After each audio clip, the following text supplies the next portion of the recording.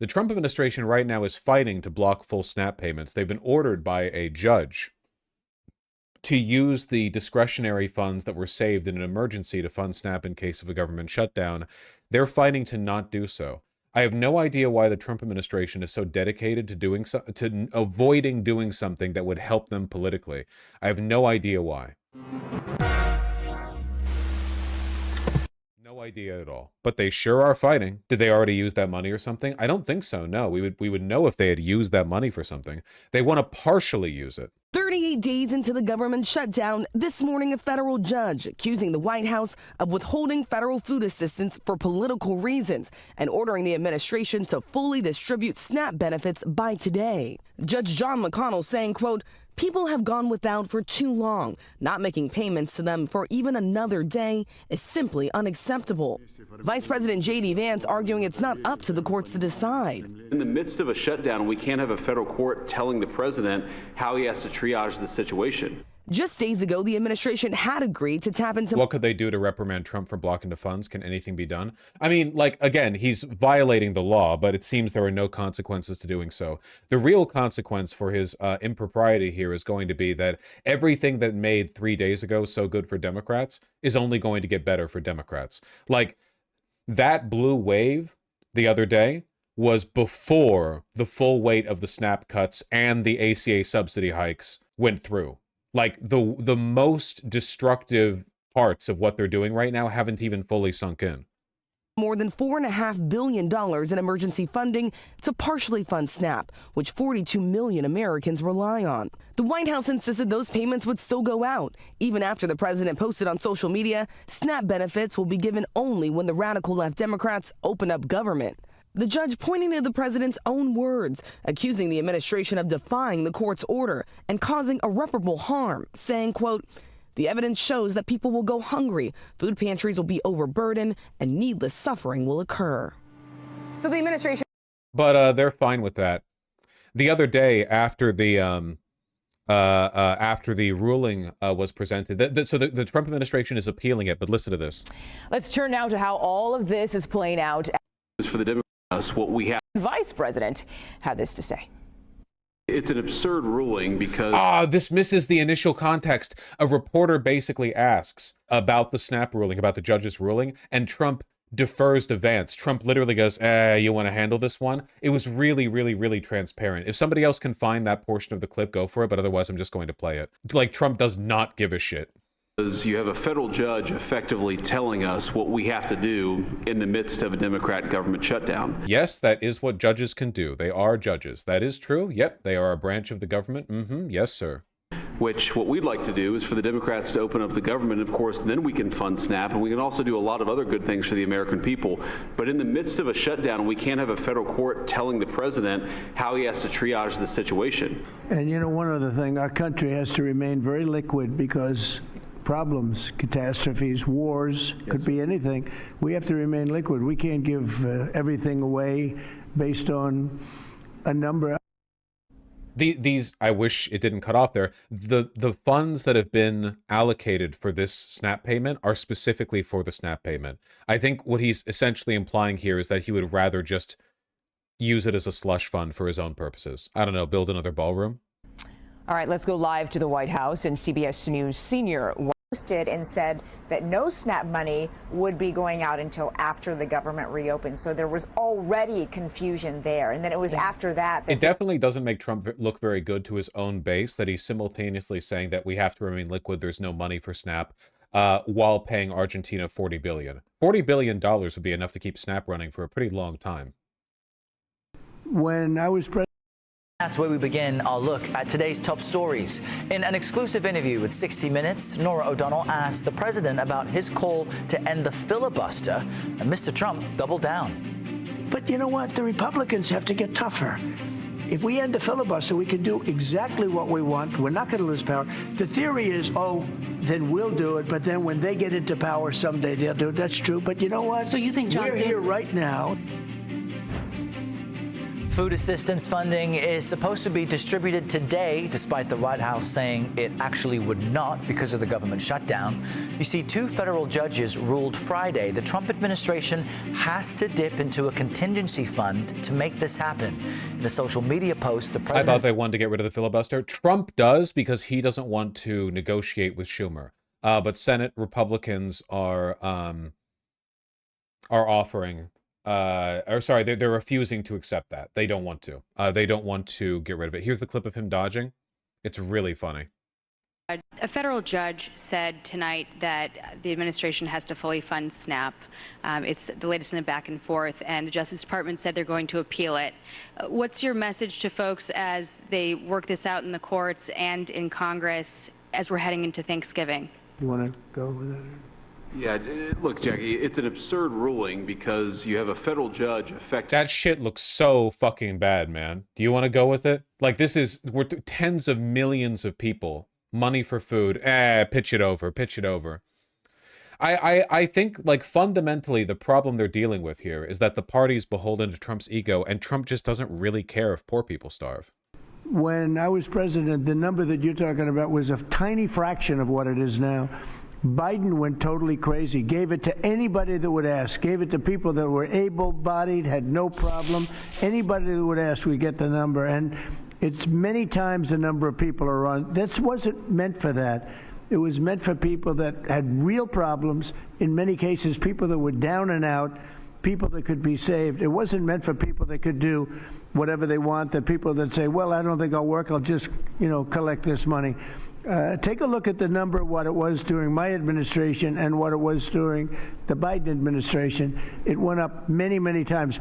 Hey, quick question. Did anything happen in 2020/2021 that might have led to a significant increase in poverty and food insecurity? I'm just wondering. And disability. Yeah, and disability, to not to speak of that. Yeah, 100%. No, nothing? Okay, gotcha. Me either. I can't think of anything. Yeah, the pressure mounts. Like, the Republicans were just dealt a decisive blow earlier this week, and in spite of it, like, they even learned the lesson correctly, right? What they learned is that the shutdown looks really bad for them, and nothing's changed. People are still suffering. Millions and millions of people are still being deprived of SNAP. Healthcare premiums are going to go through the roof. And Trump still insists the only way out is by getting rid of the filibuster, which would allow them, of course, to fund the government without negotiating with Democrats. I gotta say, if the Dems still hold strong, if Schumer and the Dems keep holding strong, it will have been the most spine they've ever shown, at least in modern Democrat history. Like, keeping their feet planted firmly for this long, I am impressed. And I want them to keep it up for as long as they can, because it is literally the Republicans' fault. It's not the Democrats doing this. Schumer's demanding even more concessions from the GOP now than he was at the beginning of the shutdown. Clean CR, bipartisan minibus of appropriations bill, 1-year ACA funding extension, bipartisan committee to negotiate on healthcare. Okay, I don't give a fuck about the bipartisan committee. That's pussy shit. 1-year ACA funding, bipartisan minibus of appropriation bill and clean CR are definitely harder, though. So this is where the 1-year ACA funding extension came from. These two are more robust. Schumer says this is a reasonable offer. Republicans are almost certain to reject it. One Republican just noted that all this does is force Congress to address it around the midterms next year. Dream scenario for Dems is to be able to talk about healthcare right before the election. Dream scenario for Dems is that the ACA subsidies never, ever, ever get replaced, honestly, and that everyone just, like, suffers and dies because of Trump. Here's the video of Schumer. I'll be brief. After so many failed votes, it's clear we need to try something different. What the Senate is doing isn't working for either party and isn't working for the American people. Democrats have said we must address the health care crisis, but Republicans have repeatedly said they won't negotiate to lower the health care costs until the government reopens. So let's find a path to honor both positions. Democrats would like to see an end to this shutdown, and we want to respect Leader Thune's desire not to negotiate on ACA until after the government reopens. Therefore, we'd like to offer a simple proposal that would reopen the government and extend the ACA premium tax credits simultaneously, and then have the opportunity to start negotiating longer-term solutions. His rhetoric is still pathetic, but the language here is very, this is mockery. What he essentially just said was, we respect Senator Thune's intention to not discuss healthcare subsidies until after the government reopens. Therefore, I suggest that we extend the subsidies for 1 year as we reopen the government. You know, he's essentially like, yeah, it's true. The Republicans will never go for this. To healthcare costs. Let's do all three. I've spoken with my caucus, and Democrats are offering a very simple compromise. Democrats are ready to clear the way to quickly pass a government funding bill that includes health care affordability. Leader Thune just needs to add a clean 1-year extension of the ACA tax credits to the CR so that we can immediately address rising health care. Was this all because the GOP didn't want to give trans people health care? No, it's because the GOP didn't want to re-up the ACA subsidies, which are the only reason that people who get their health care from the Affordable Care Act don't have to pay $1 trillion a month. Costs. That's not a negotiation.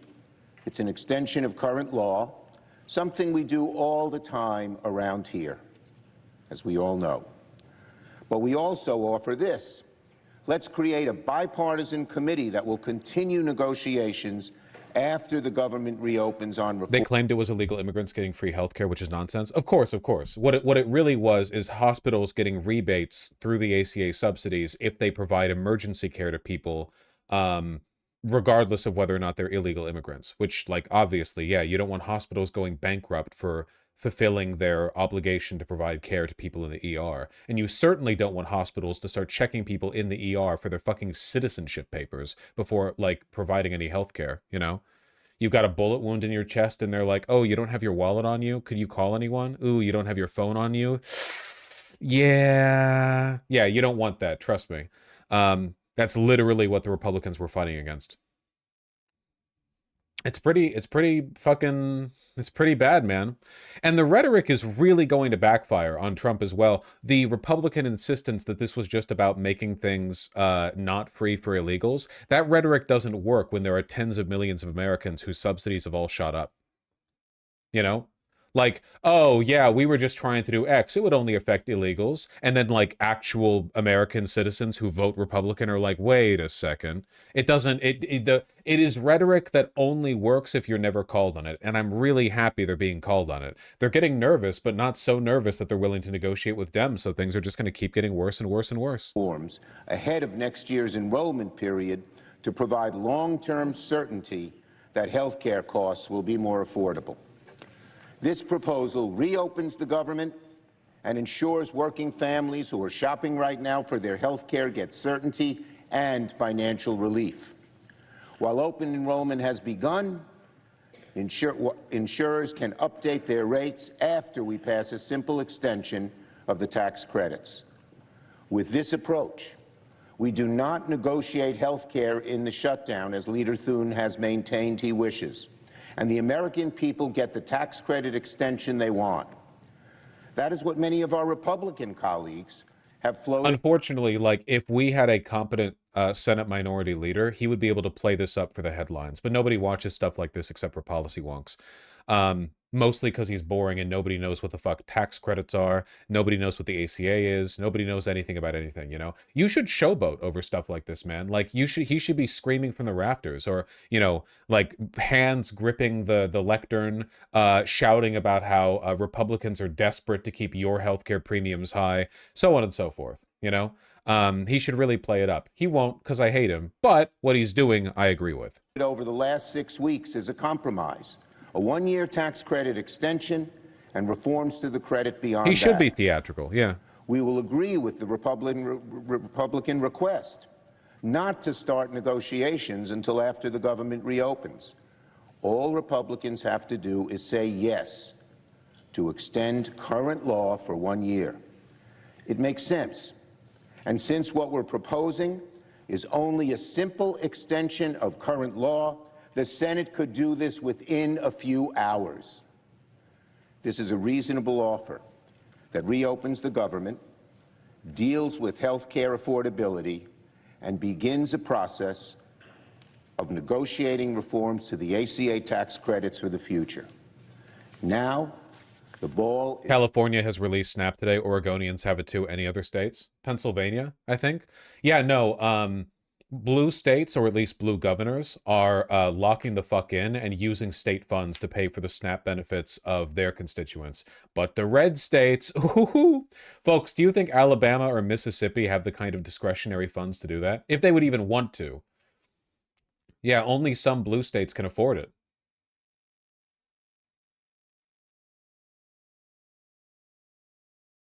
That's kind of the black pill, isn't it? Because it doesn't matter if Republicans suffer. They really would rather hurt libs than save themselves. Good. Well, then let them suffer. Like, they're suffering too. Sure. If they're, this is, you have to call them on their bluff, okay? Like, the Republican governing strategy has long been, both of you are stuck together in the same elevator and they have a suicide bomb wrapped around their chest, you know? You can't acquiesce to their demands forever. Eventually, you have to look them in the eye and say, no, I'm not sucking your dick for the 9th time. You're gonna press that button and take us both the fuck out, or you're going to get your hand off the trigger and you're gonna be sucking my dick for a while, okay? Listen, you got you've got the bomb strapped around you. I've got the 17-inch circumference arms. We're gonna find out who's getting whose dick sucked once you drop the button. In the Republicans' court, we need Republicans to just say yes. I yield to Senator Peters. They're just handing political win after political win to Democrats, man. Not to mention the airline shutdowns. A bunch of airports are just canceling flights. Hundreds of them. 700 U.S. flights as FAA ordered shutdown cuts begin. We have so few air traffic controllers, we literally do not have the people. And all of them are working for free. We do not have the people to manage all these flights. And yeah, it's Thanksgiving time. It's Christmas time. This is the worst possible time. If you've gone to an airport recently and noticed that it was more busy than usual, yeah. The reductions hit 40 airports, including some of the nation's largest ones. Yeah. Oh, affected airports. SeaTac? SeaTac. Yeah. Yeah, it's all over the place, man. The airline canceled. American Airlines canceled 221 flights on Friday alone. Jesus. Now they've gotten themselves into the longest shutdown in U.S. history, and it's serious business for serious people. And the consequence of that is very real for our air system. We are 2,000 to 3,000 air traffic controllers short. This is frustrating. You know, we don't need to be in this position. We got to get the government back open so we don't have to cancel flights. As the government shutdown continues, the FAA has ordered a 10% reduction. I gotta say, framing politics as who's getting whose dick sucked is pretty weird. Why? Sex is the most political thing there is, and there's nothing more sexual than politics. You know what they, right? Like, everything's about sex except for sex, and everything's about politics except for politics. Politics is about sex. It's true. Play Disco Elysium. Reduction of flights across 40 major U.S. airports. It's likely going to be a chaotic time for travelers, experts say. So here's what you need to know to protect your travel plans. Nobody's ever said that. If you're traveling during the more. shutdown, download the airline's mobile app and enable notifications so you can stay on top of cancellations and schedule changes. Airlines have to give you a refund if they cancel your flight, even if you bought a... Just put the thingy in the thingy. Nope, that's the same thingy. On Capitol Hill, new hope for a deal to end the shutdown. Nope. That they'll cause are not political. Here was the Transportation Secretary, Sean Duffy, earlier today. How many flights were canceled in that headline? Over 700. And that's in one day. Sorry, to be clear, over 700 in one day. That's thousands, tens of thousands of people just getting the notification that the flight that they booked no longer exists. Good luck scheduling that one down the line, by the way, unless you're willing to catch a red-eye flight or whatever. No refunds? Oh, I'm sure there are refunds. I'm not saying there are no refunds, but some, like, travel plans are travel plans, you know? From 25 minutes on BBC, it's now 2,000 flights in one day? Yeah. Yeah, Jesus. Jesus. God damn. Yeah, no more planes. Okay, I think it's cancels or delay. Cancellations or delays. But some of those delays might turn into cancellations. We'll see. People have asked me, why don't you find money for air traffic controllers? Like, that's the purpose of a shutdown. I don't have access to money. I can't find dollars to pay them because the Congress said there is no money. Reminder that through Doge, they were trying to cut air traffic controllers even before the shutdown. That's how bad they are at governing. I told you guys, I'm sorry, I love seeing the chickens come home to roost for this one. I told you guys, the biggest threat to Republican governance is not the Democrats and it's not the left, it's themselves. It is a self-destructive movement. That's why I've always said you can't be too doomer about these guys, you know? The only real, like, long-term endgame scenario for you specifically with regards to Republican governance is that they fucking kill you. And statistically speaking, that's not that likely. What is likely is that everyone suffers for a while and they look miserable throughout it. Our goal isn't to necessarily avoid the suffering, but rather to maximize the political gain that we get from their incompetence. And whoo boy, are they incompetent. Folks. So we can't break the law, and so I can't pay them. I'd love to, but I can't. And so the message is, sit down, figure this out, open the government up, and, you know, let's not hold Americans hostage, especially when they want to travel. So today, thousands of flight delays have been reported as the air traffic control towers go understaffed. We can't break the law, Lola Mal even. It is true that they can't pay FAA workers right now. They without some serious money reshuffling, they couldn't do it. Then again, they did find a way to do it for ICE workers. So, you know, there you go. The air traffic controllers have already missed one paycheck. Today, they received a second pay stub for $0. The president of the Air Traffic Controllers Union tells CNN that every day some controllers are permanently quitting their jobs, while others say they simply can't afford to get themselves to work. They're calling in saying, I don't have enough gas to get to work, to their employees. Hey, chat, raise your hands if missing a month of wages would, like, cripple your life. Like, it wouldn't just be like, oh, I'm dipping into my savings. It would instead be like, you would like start breaking down fundamentally. You would be unable to travel, unable to get places. You don't have the wiggle room, you know? A lot of these people are fucking air traffic controllers, okay? It's, again, like the deferred pay. These are real people with real lives. The deferred payments are not just like an abstraction or like a potential, you know, like an interruption to their life or whatever. Like they're gonna fucking the water's gonna get shut off. To their supervisor and manager and saying, what do you want me to do? They're not calling in sick. They're not calling in protest. They're calling in with real life situations. These are real people dealing with real life circumstances. And when you don't pay somebody for 37 days and say, hey, just keep showing up and do your best, people are going to have issues, and they're mounting daily. There you go. All right, let's get off the sidelines, head into the arena. My panel is here, and we're going to get started with CNN aviation correspondent Pete Muntean and CNN's Manu Raju, who is on Capitol Hill for us. Manu, I actually do want to start with you just because the talks that are aimed at trying to reopen the government wrapped up. Where do you find that mug? It was given to me as a gift by my beautiful partner. Isn't it lovely? It's all ceramic. It's got a really nice matte glaze. A bit of a pain to clean the inside of. We actually had to get a kitchen brush for it. You know, like a sponge can't really get in the grooves in the inside because it has a mold that's pressed into, so it's grooved in the inside. So we had to get like a, you know, the kind the bartenders use. In the last hour, and there does seem to be some significant a change in the chatter, shall we say. Is it the flights that's upping the ante? What's the latest from where you sit? Well, there is enormous pressure on senators to reach a deal and end this very damaging shutdown that is having painful consequences each day for the American public. I love how for LAX they can't even show the airport. They have to show the god-awful like highway loop system they have built around it. Anyone been to LA? Have you driven around LAX? Have you experienced, like, they have highway interchanges built into the fucking airport. It's insane.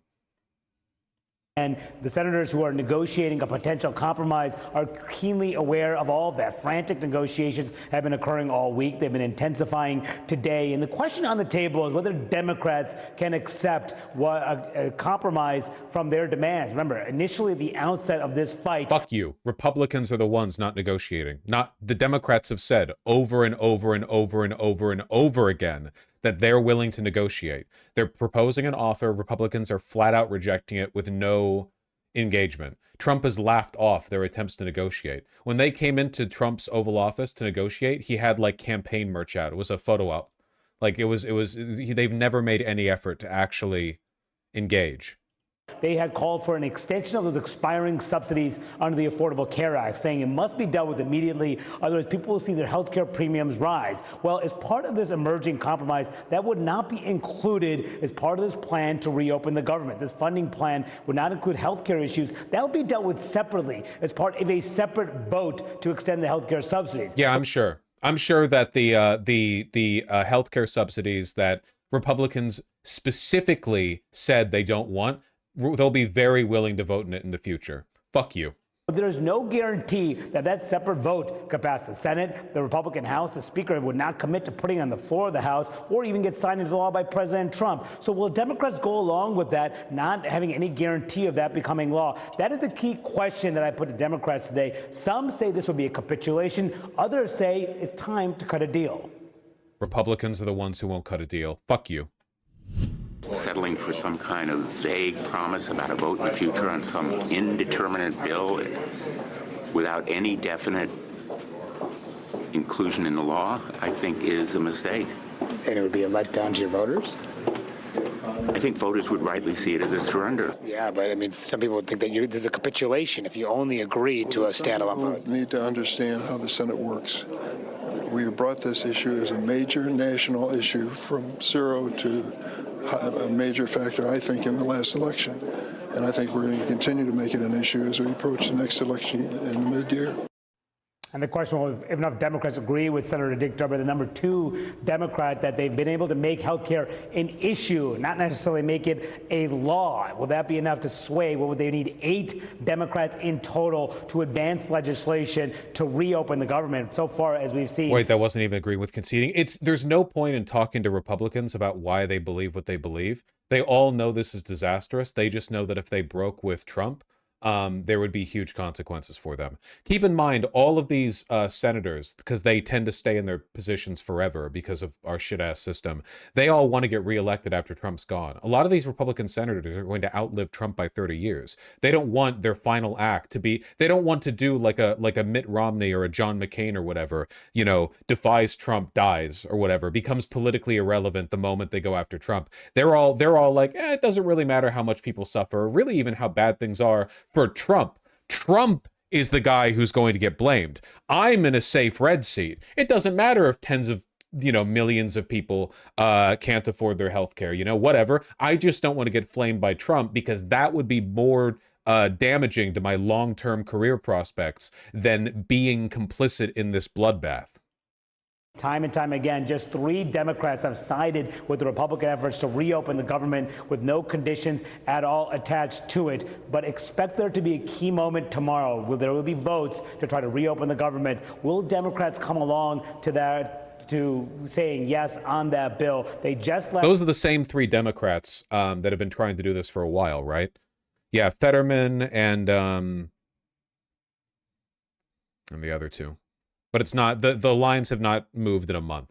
A caucus meeting that lasted about 2 hours, Casey. I talked to many of them while they're leaving. Many still non-committal about whether they think this is the path forward or whether they think the shutdown will drag on. All right, well, keep us posted, Manu. Sounds like it could be potentially an interesting weekend up there.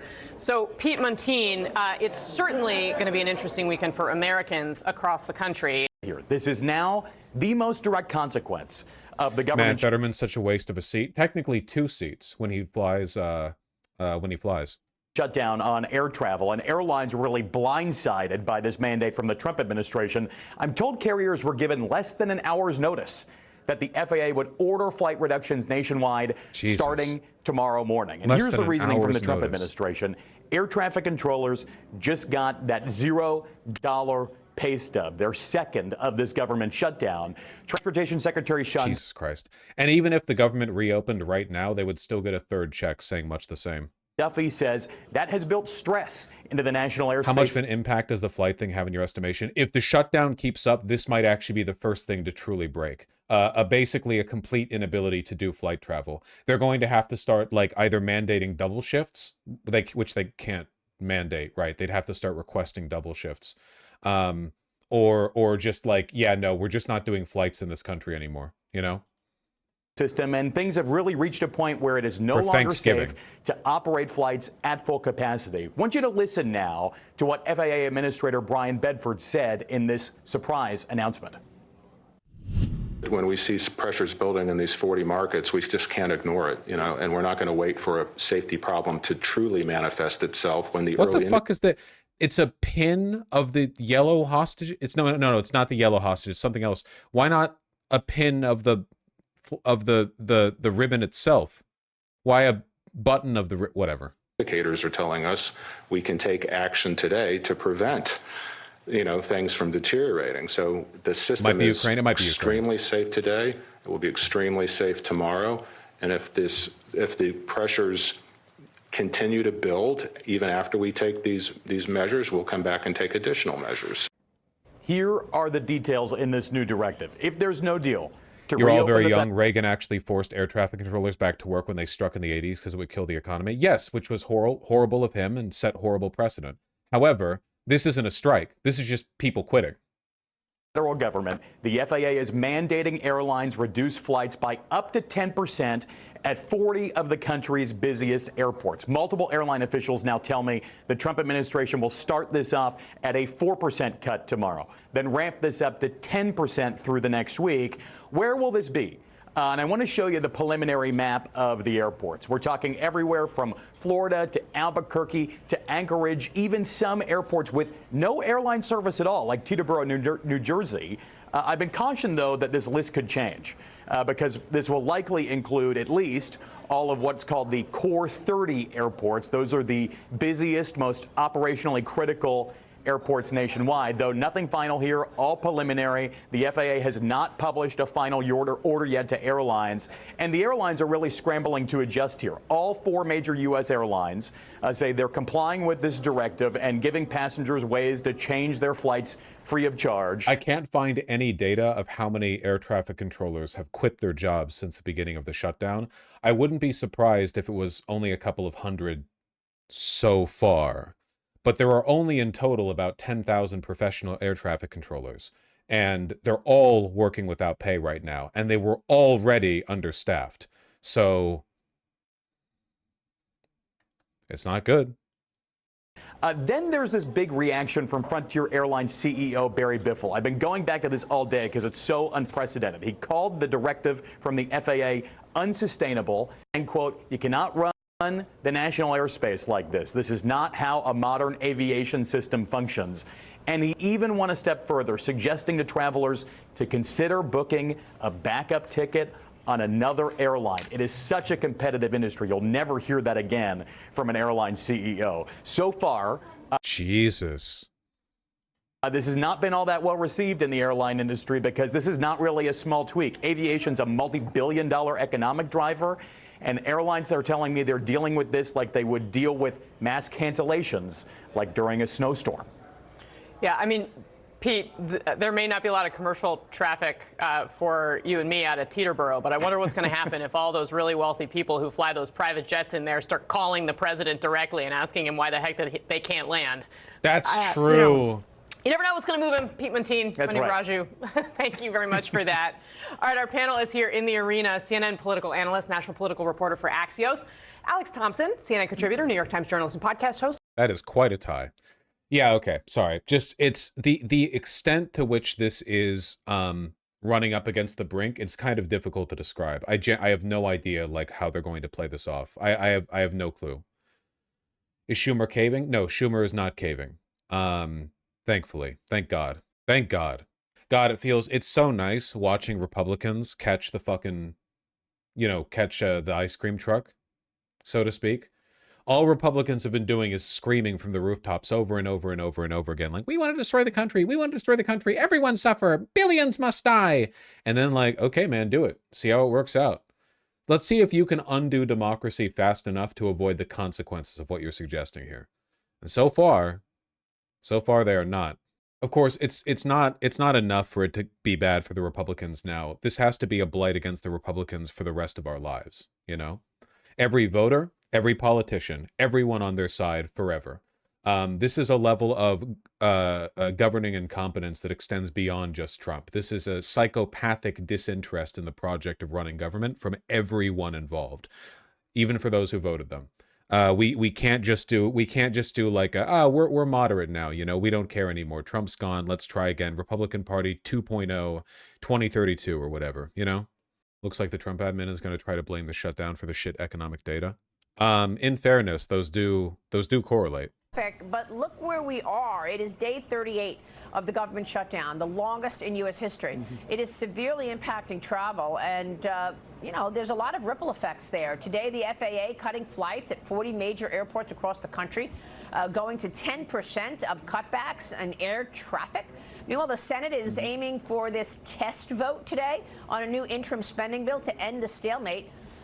Plus 3 individual spending bills. This bill would include a new end date of sometime in January rather than November 21st, which of course was included in the House passed measure. Do you have any expectation that this will pass today in the Senate? And what is your expectation of the impact on the economy of this shutdown? Right. Well, first, the impact on the economy is far worse than we expected because it's gone on for so long. And so there are now like Goldman estimates that it's over 1% or 1.5% of GDP. I think we were thinking that we're going to have at least 3% growth in the fourth quarter. I think now we're expecting something like half that because of the harm by the Democrats' policy. And so, you know, I think that they need to stop. They're harming Americans. They're making it so that people are worried about their holiday flights. You know, the folks, the government workers who are 750,000 of them aren't getting their paychecks. Yeah, I wonder why.